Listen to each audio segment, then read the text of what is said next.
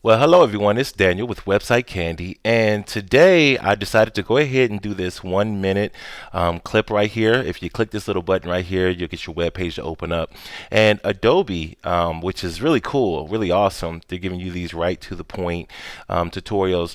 However, I wish they had sound. A lot of times they don't have sound. It's just like some, music playing in the background, and sometimes you can get a little tripped up. So I'm gonna go ahead and make a tutorial on this right here, what Adobe has done, and I'm going to make a tutorial in regards to this neon effect. So I was already playing with this effect right here, and here's what I came up with, and you can see right here that I was able to achieve it.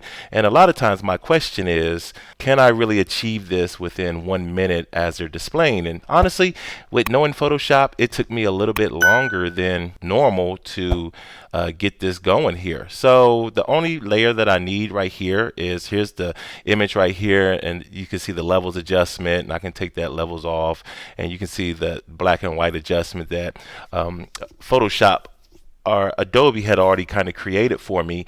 But I will put the link below how to get this stock image. Okay, and right here is the effect of the actual shape on the hand there that's glowing.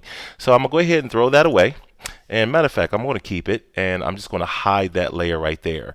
And what we're going to do is we're going to come down here to this layer, and we're just going to kind of start fresh. Actually, I'm going to go outside of here, and I'm going to start off with my pen tool, and I'm going to hit the P for the pen tool here, and I'm just going to kind of draw, the box that they did there and do it with you guys. And it's really important that when you have this, and one thing they did not show inside the tutorial for Adobe is the fill right here. You want to have the little slash, the red slash. You want to mirror this to the T, and you want to make sure that you have a white background there when it comes to having that stroke exactly the same, and 15% right there on the stroke.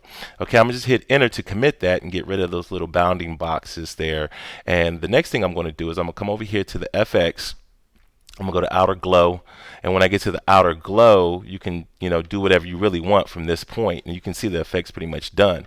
So in the outer glow, you can come over here, you can change the color to whatever color you want. So I'm gonna kind of go with like a yellow this time and hit OK. And then when you go over here to the inner glow, when you go to the inner glow, you can see like the little pink peach color there translate. So I'm gonna kind of come over here and go back over into that yellow. I want a really deep yellow right there, and just make sure that you have it on multiply, and you can always change this around. Your opacity is 35. I like to have my opacity at 35. Same thing that Photoshop had did. When it comes over here to the size, the spread, just the size, you can do whatever kind of size you want and however you want to do it. Same thing with the outer glow. I have have it right here on screen. My opacity is at 50, my size is at 70, and we're just going to go ahead and commit that there. So let's go ahead and hit OK. Now that we hit OK, we want to convert this into a smart object. Okay, so we right click, we come over, we go to convert to a smart object, and then you want to just add a mask to it. Now when you add the mask and you select your brush by hitting the B key, now it's a matter of kind of getting a little bit closer. So let me hit Command 0, Command plus, okay, and where the thumb area is right there, and we're painting right here on this stroke. Okay, so when I select that right there, and I get the finger there, and you can get I can't remember exactly what I did on the other one there. Okay, so the hand right here. So right here on the hand, I can go and get all this right here.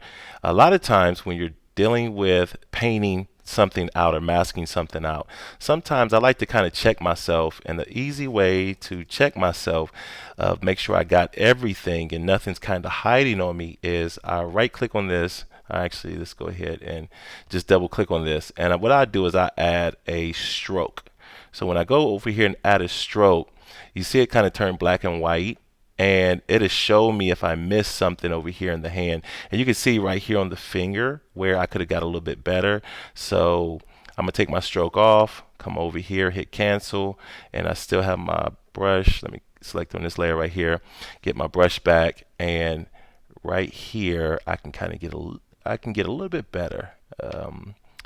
with coloring that in there. So I hit Command minus and I can look at it in full to see what it looks like. My little glowing little triangle there. I can turn this one off and turn this one back on, the one I had before, and I can turn them both on.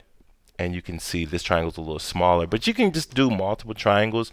You can do whatever you want to do here. I mean, it looks really cool, looks fun. You can add this to your design. So go ahead and give it a shot. Let me know how it worked out for you. And thanks for watching. All right, guys. Peace out.